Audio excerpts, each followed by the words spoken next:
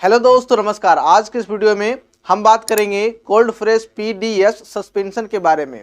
जैसा कि दोस्तों आप मेरे हाथों में देख पा रहे होंगे, यही है कोल्ड फ्रेश पीडीएस सस्पेंशन, जो कि स्मार्ट लैबोरेटरीज कंपनी द्वारा बनाई जाती है। बेसिकली मैं बात करूं दोस्तों तो इसके अंदर 3 कंपोनेंट्स पाए जाते हैं। पहला कंपोनेंट्स फिनाइलआफ्रीन हाइड्रोक्लोराइड, जैसा कि आप अपने स्क्रीन पे देख पा रहे होंगे। दूसरी कंपोनेंट्स पैरासीटामोल, तीसरी कंपोनेंट्स फिनेरामाइन माइलेट। ये 3 कंपोनेंट्स को मिला करके इस कोल्ड फ्रेश पीडीएस सस्पेंशन को बनाया गया है, जो कि खास करके बच्चों के अलग अलग प्रकार के जो डिजीज होते हैं उसे ठीक करने के लिए प्रयोग में लाई जाती है। अब हम बात करें बच्चों के खास करके अलग अलग प्रकार के जो डिजीज होते हैं, जो कि खास करके ज़्यादातर बच्चों में कॉमन प्रॉब्लम है सर्दी, खांसी, बुखार, जुकाम होना। ये कंडीशन है जो कि खास करके बच्चों में देखी जाती है। दोस्तों हमारे लिए सर्दी, खांसी, बुखार एक कॉमन प्रॉब्लम है, बट बच्चों के नज़रिए से देखा जाए तो यह एक सीरियस प्रॉब्लम है। क्योंकि बच्चा ना तो आपको बोल पाता है कि उसे खांसी हो रही है, तो खांसी कितना हो रहा है, कफ कितना जमा है, चेस्ट में इन्फेक्शन कितना है, लंग्स उसका कितना जाम हो गया है, नाक उसका कितना जाम हो गया है, ये आपको मुंह खोल के बच्चा बोल नहीं सकता है। तो बच्चे के नजरिए से देखें तो ये एक सीरियस प्रॉब्लम है। आपके लिए भी साइकोलॉजी फिजिकली कॉमन प्रॉब्लम नहीं हो सकता है अगर आप एक बच्चों के नजरिए से देखें तो इस कंडीशन में इस कोल्ड फ्रेश डीएस सस्पेंशन का उपयोग किया जाता है। जैसा कि मैंने बताया, सर्दी, खांसी, जुकाम और बुखार में यह कंडीशन को ट्रीट करने के लिए प्रयोग में लाई जाती है। अब एक कॉमन प्रॉब्लम है, बच्चों का नाक बह रहा है, बहुत ही ज़्यादा सर्दी हो गई है, खांसी हो गई है, लंग्स में इन्फेक्शन है, सेकेंडरी इन्फेक्शन बुखार भी बच्चों को आ रहा है। तो इस कंडीशन में डॉक्टर इस सस्पेंशन का प्रयोग करते हैं।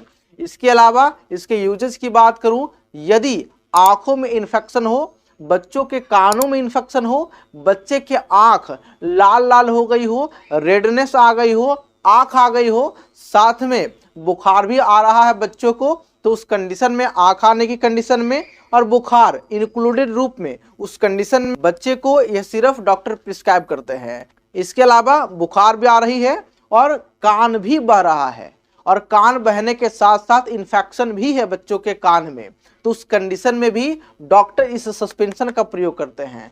इसके अलावा मैं इसके यूजेस की बात करूं तो बच्चे को बुखार आ रही है और बुखार आने के साथ साथ हाथ में, पैर में, गर्दन में या कहीं मसल्स पे चोट आने के कारण बच्चे को उस जगह पे दर्द भी हो रही है, तो उस कंडीशन में भी इस सस्पेंशन का प्रयोग किया जाता है। क्योंकि पैरासीटामोल जो इसके अंदर कंपोनेंट्स पाई जाती है वह एक प्रकार का NSAID क्लास का ड्रग है, जिसे हम बोलते हैं दोस्तों non steroid anti inflammatory property वाली ड्रग है, जो कि दर्द को, सूजन को, लालिमा को, बुखार को कम करने के प्रयोग में लाई जाती है। तो ये सारी कंडीशन को ट्रीट करने के लिए बच्चों में इस सस्पेंशन का प्रयोग किया जाता है।